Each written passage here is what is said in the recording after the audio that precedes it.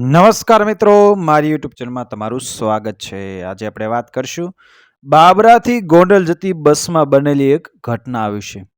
બાબરાના બસ સ્ટેન્ડમાં જુનાગઢ વાળી બસ આવી કે બગડાચી બોલી ગઈ.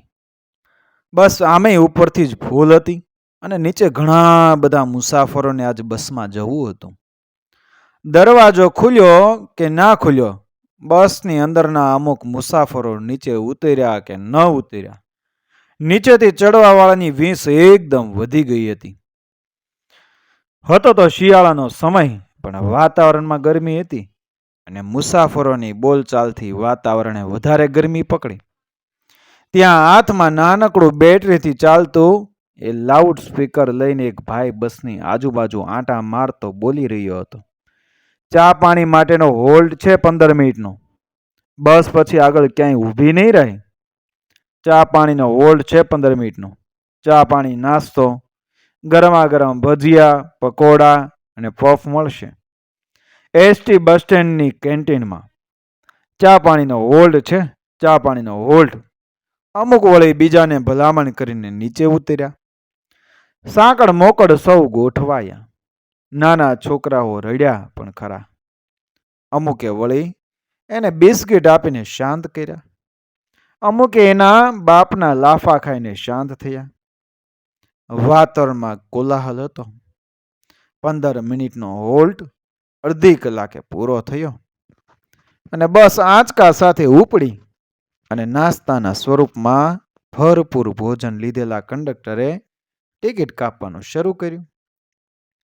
બસની બરાબર મધ્ય ભાગમાં ઊભેલા એક મોટી વયના અને નામે ભોગીલાલ વારાફરતી ચકળ વકળ આંખે જેટલી બાજુ જોવાય એટલી બાજુ જોઈ રહ્યા હતા.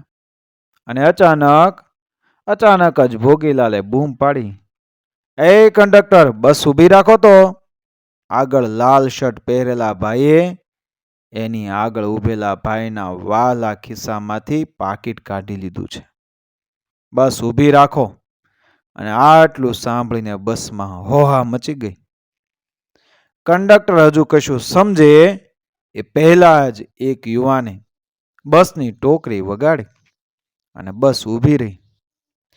પેલા તો લાલ શર્ટ વાળાને એક બે જણાએ ઝાપટ્યો, પછી એના ખિસ્સા ચેક કર્યા.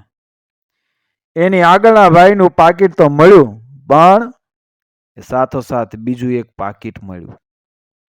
એ પાકીટનો માલિક ભાઈ પણ મળી ગયો. ફરીથી પેલા લાલ શર્ટ વાળા સાથે એ ધમાલ થઈ. ગાળોની બગડાટી બોલી. દરવાજા પાસે ટોળું જમા થઈ ગયું. અચાનક જ બારણું ખુલ્યું અને પેલો પાકીટ માર નીચે ઉતરીને પડખે આવેલ ખાળિયામાંથી બાજુના ખેતરમાં એ દોડવા લાગ્યો. એની પાછળ બીજા 2-3 પણ દોડ્યા, પણ એ ભાગી ગયો અને ઉતરવા જ ન દેવાય. બસને ઊભી રાખી એ જ ખોટું થયું. આવા સાલાઓ માનવતાનું નામ ખરાબ કરે છે. પોલીસને સોંપી દેવાય. પણ બારણું કોણે ખોલ્યું? છેલ્લેથી એક ભાભા બોલતા હતા. ત્યાં વળી કોઈ એક મોટી કાયા ધરાવતી બાઈ એ આગળથી બોલી, પોલીસ વાળા પણ આને કાંઈ કરતા નથી. મારો રોયો બાબરાથી ચડ્યો હતો, મેં એને જોયો હતો. મારી વાહે જ હતો, ભીંસ કરતો હતો. મેં તો એક કોણી ઠોકી એટલે પછી ચાનો માનો થઈ ગયો. હું તો બધું થેલીમાં જ રાખું, પાકીટને એવું એટલે, નહીતર મારું પાકીટ પણ એ લઈ જાત. સૌએ બાઈની તરફ જોયું. એનું શરીર અને મુખ મુદ્રા જોઈને જ લાગતું હતું કે આની એક કોણીએ ભલભલા હેઠીના બેસી જાય ખરા. વળી પાછી બસ ઉપડી અને ભોગીલાલભાઈ પોતાના પરાક્રમથી બસમાં હીરો થઈ ગયા. જેના પાકીટ ખિસ્સા કાતરુએ એ કાઢી લીધા હતા અને ભોગીલાલભાઈની એ સમય સૂચકતાથી વળી પાકીટ મળી ગયા હતા. એ 2 જણાએ તો 2 વાર આભાર માન્યો. સૌ અહોભાવથી ભોગીલાલભાઈની સામે એ જોઈ રહ્યા હતા. ભોગીલાલભાઈની પાછળ એક 25 વર્ષીય યુવાન ઊભો હતો. એણે ભોગીલાલભાઈની પીઠ થપથપાવી અને તાળીઓ પણ પાડી અને પ્રશંસાના 2 શબ્દો પણ બોલ્યો. બાકી કાકા, તમારી નજર એટલે નજર કેવું પડે હો. કોઈનું ધ્યાન ન ગયું અને તમારું જ ગયું, અને એ પણ દૂર સુધી. બાકી કેવું પડે હો કાકા તમારું. અત્યાર સુધી ખાલી સાંભળ્યું હતું કે માણસને 2 આંખો હોય પણ ખિસ્સા કાપવાવાળાને 4 હોય, પણ આજ તમે સાબિત કરી દીધું કે તમારે તો 6 આંખો છે કાકા, 6.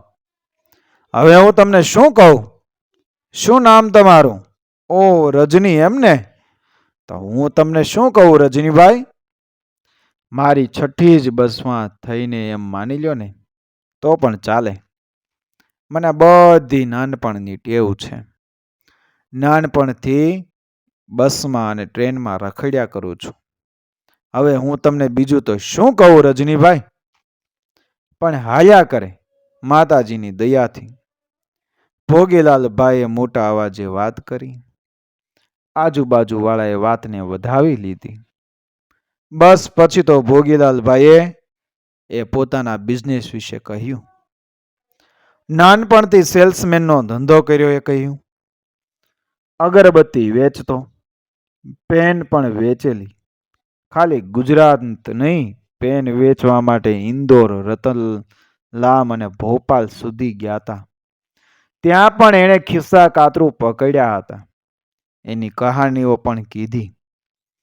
થોડી વાર પછી એની પાછળ ઊભેલો રજની બોલ્યો, પણ તમને ખબર કેમ પડી જાય કે આ ખિસ્સા કાતરું હશે જ? અમને તો બધા એ સરખા જ લાગે.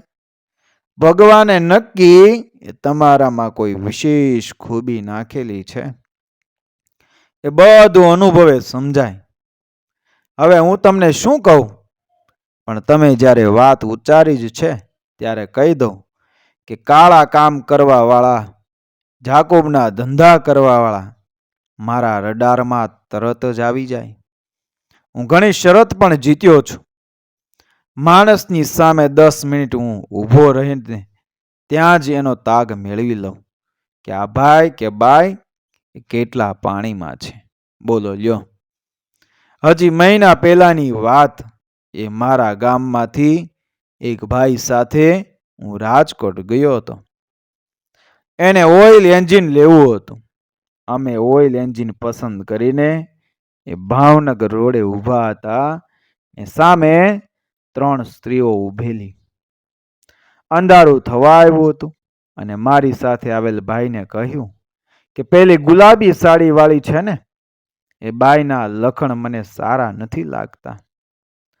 10 જ મિનિટમાં એ બાઈ કોઈ 4 વ્હીલમાં જવાની છે.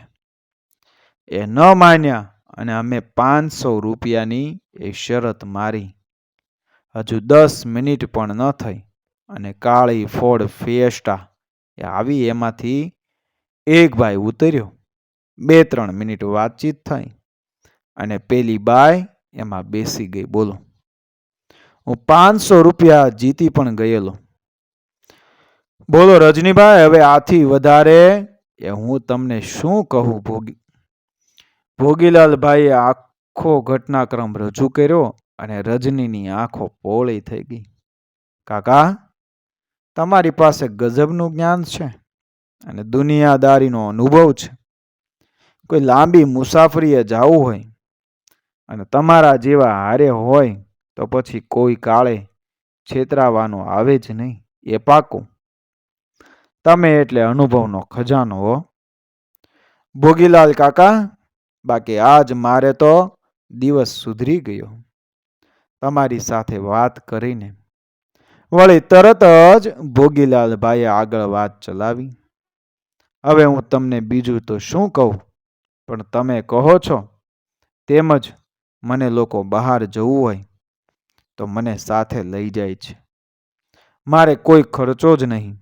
વર્ષમાં 1 વાર દક્ષિણ ભારત અને 2 વાર ઉત્તર ભારત આ રીતે જઈ આવું છું. તમે દીપમાળા ટૂરિંગ એન્ડ ટ્રાવેલ્સનું નામ સાંભળ્યું છે. એની ધાર્મિક ટૂર હોય તો એ મને ખાસ સાથે મોકલે જ. એટલે કોઈ યાત્રાળુ ક્યાંય છેતરાય નહીં. નહીતર ગુજરાતી ભાળીને મારા બેટા તમને શીશામાં ઉતારી જ દે.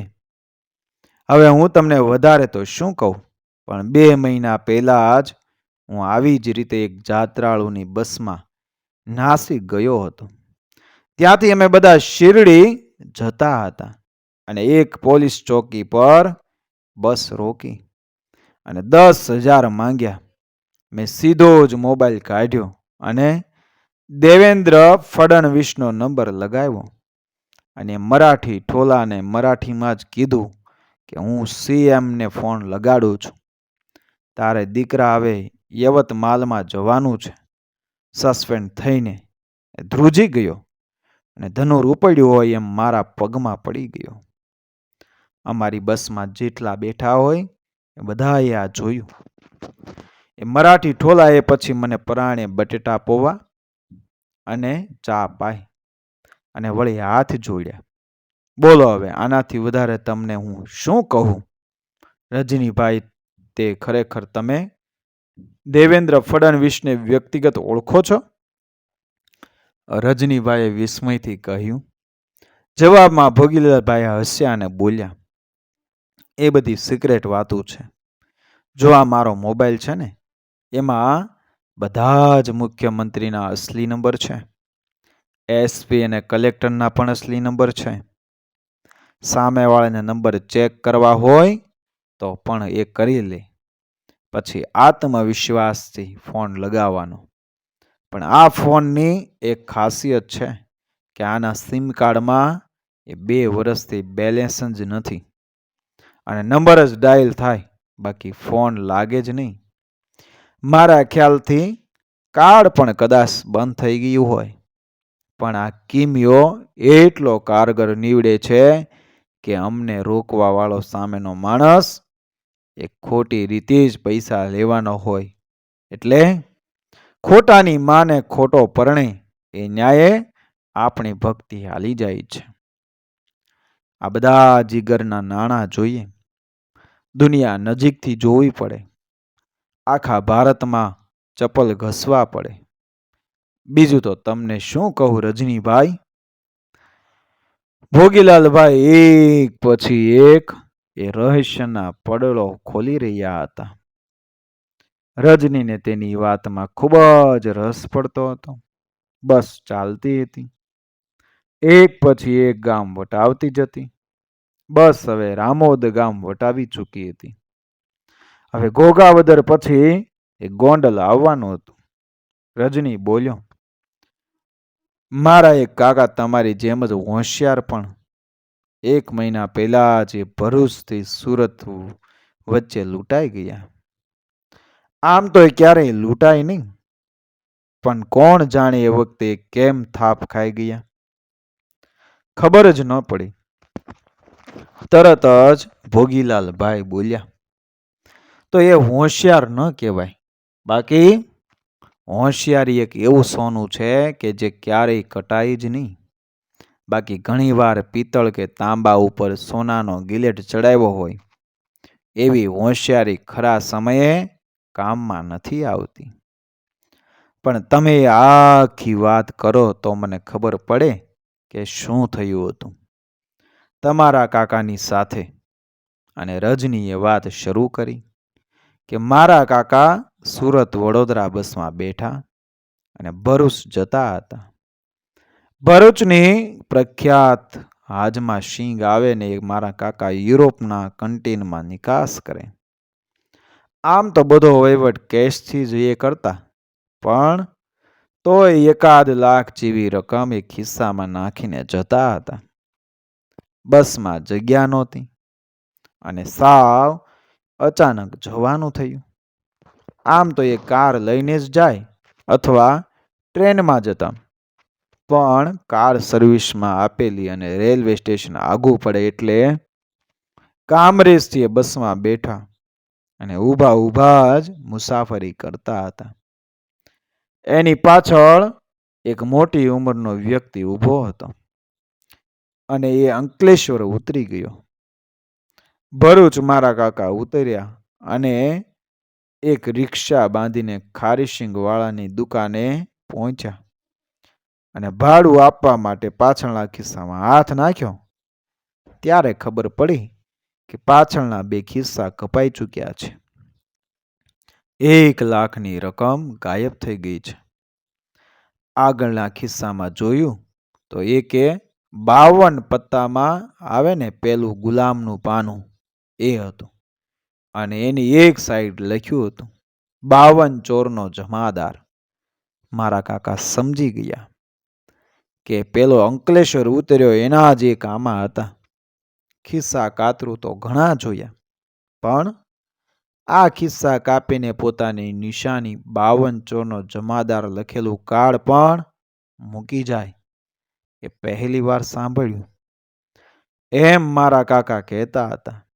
વાત સાંભળીને ભોગીલાલભાઈ ઘડીક ચૂપ થઈ ગયા ને પછી બોલ્યા, હું જેમ માણસ પારખું છું ને એમ ખિસ્સા કાતરું પણ માણસ પારખું જ હોય. એ એવા લોકોને જ ટાર્ગેટ કરે કે જે એની વાતોમાં આસાનીથી આવી જાય. વળી એને માણસ જોઈને જ એ ખ્યાલ આવી જાય કે આની પાસે મોટો દલ્લો હશે. પણ આ મારે 52 વર્ષ થયા, તમને મારે હવે શું કહેવું રજનીભાઈ? પણ 1 રૂપિયામાં આપણે છેતરાણ નથી. બોલો. હવે ત્યાં કંડક્ટરનો અવાજ સંભળાણો, ઘોઘાવદર છે કોઈ? ઘોઘાવદર અને રજની તરત જ બોલ્યો, ચાલો ત્યારે આવજો કાકા. તમારી સાથે ગાળેલી ક્ષણો એ મને આજીવન યાદ રહેશે. તમારી જેવા માણસો મારી દરેક મુસાફરીમાં એ સાથે હોય ને તો આ જીવતર વહમું ન લાગે.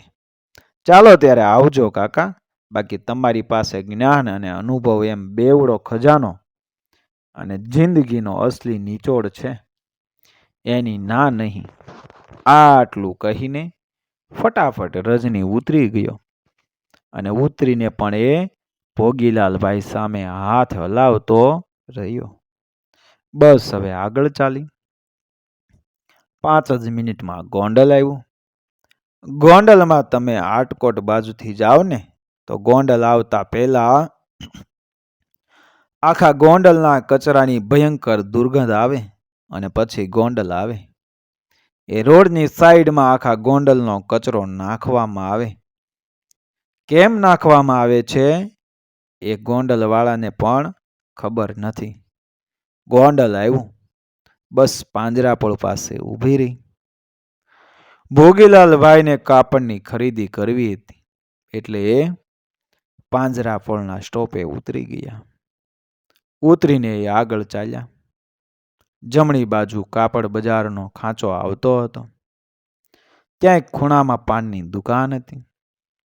ત્યાં જઈને એણે ઠંડુ પીધું, એક પાન ખાધું અને 2 પાનના પાર્સલ બંધાવ્યા અને પૈસા આપવા ખિસ્સામાં હાથ નાખ્યો કે એનો જીવ તાળવે ચોંટી ગયો હતો. પાછળના 2 ખિસ્સા કપાઈ ચૂક્યા હતા. આગળનું જમણી સાઈડનું ખિસ્સું પણ કપાઈ ચૂક્યું હતું. ફક્ત આગળનું ડાબી સાઈડનું ખિસ્સું નહોતું. એ નહોતું કપાણું. એમાં ભોગીલાલે હાથ નાખ્યો અને ખિસ્સામાં કશું કાર્ડ જેવું હતું. એણે બહાર કાઢ્યું. જોયું તો લાલનો ગુલામ હતો. એની પાછળ લખેલું હતું કાળા અક્ષરોમાં 52 ચોરનો જમાદાર. ભોગીલાલ સમજી ગયા કે રજની નામનો મોરલો બસમાં એની પાછળ જ ઊભો હતો. એ આબાદ કળા કરી ગયો છે. એને ઘડીક તો ઘોઘાવદર પાછા જવાની એ ઈચ્છા થઈ, પણ એને માંડી વાળ્યું કે હવે એ 52 ચોરનો જમાદાર એના હાથમાં ન આવે. મન હતાશથી ભરાઈ ગયું. પોતાની જાત અને હોશિયારી પર ગુસ્સો આવ્યો. પાનવાળો એની સામે પૈસા માંગતો હોય એવી સૂચક દ્રષ્ટિથી જોઈ રહ્યો હતો. એના ખિસ્સામાં 1 પણ રૂપિયો હતો નહીં. અને ભોગીલાલભાઈ થોથવાતા અવાજે બોલ્યા કે હવે તમને હું શું કહું પાનવાળા ભાઈ, વાત જાણે એમ છે કે ભગવાને તમને કોઈ વિશિષ્ટ શક્તિ આપી હોય તો એનું અભિમાન ક્યારેય ન કરવું. એક વાત કાગળમાં મઢીને કાયમ નજરે પડે એ રીતે દિવાલમાં લટકાવી દેવી કે જગતમાં મારા કરતાં પણ શ્રેષ્ઠ વર્જન ભગવાને બનાવેલા છે. હું જ શ્રેષ્ઠ નથી, નહોતો અને ક્યારેય નહીં હોઉં, ગમે તેટલા હોશિયાર હોઈએ, પણ આપણી કરતાં પણ વધારે એ હોશિયાર જગતમાં પહેલા જ છે. હોશિયારીને આવડત ઘણી વાર એ 16ના ભાવમાં વેચાઈ જાય છે અને એ પણ ઘડીના 6ઠા ભાગમાં. એ કોઈએ ક્યારેય ન ભૂલવું જોઈએ. મિત્રો, વિડીયો પસંદ આવ્યો મારી ચેનલ સબસ્ક્રાઈબ કરો, ફોલો કરો, શેર કરો. મળીએ આવી જ ઘટનાને પ્રેરણાદાયક વાર્તાઓ સાથે આગળના વિડીયોમાં. બન્યા રહેજો મારી ચેનલ સાથે. જય શ્રી કૃષ્ણ. રાધે રાધે. જય શ્રી રામ.